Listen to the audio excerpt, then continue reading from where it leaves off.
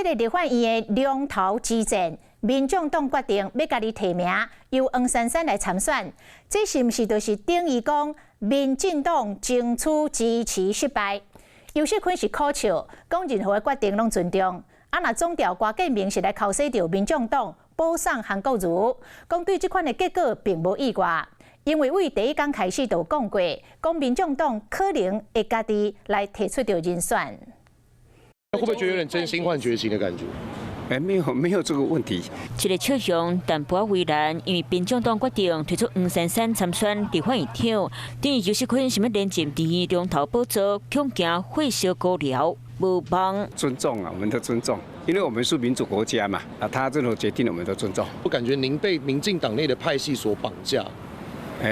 没有这回事。无派系绑票问题，尤锡坤嘛当作个人支持民众党提出的单一钓鱼制来表达诚意，互党内拢伫咧骂。即马若争取民众党支持无成，嘛面对家己人的压力。那时候预测的结果就是第一天有时候我们就讲说，他有可能投自己嘛，那就保送韩国瑜嘛，这很清楚嘛。但是沆瀣一气嘛，需求你们来支持我们。而丧失我们自己原则。这个会是伫咧考试尤锡坤和民众党敢会配合？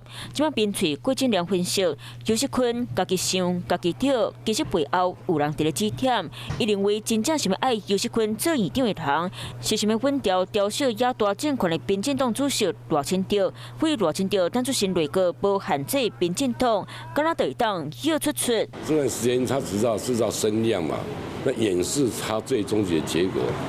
当然，我们一眼望穿嘛。韩国方就说保送韩国瑜这个说法是情绪勒索。他自己就保送韩国瑜，这票算得这么清楚啊，要算数都不会。黄国昌唔免讲啊乐乐等，恁今仔决定要投予黄珊珊，就是投予韩国瑜，卖假。国民向变相的拿白下压头，只是无坐起咧院长的会，未来要如何布局？新国会则打要上路，各党派剧情行跳会愈搬愈精彩。Hello， 我是陈雅玲。想要抢先掌握最及时的新闻资讯吗？赶快订阅、按赞、开启小铃铛，锁定华视新闻 YouTube 频道。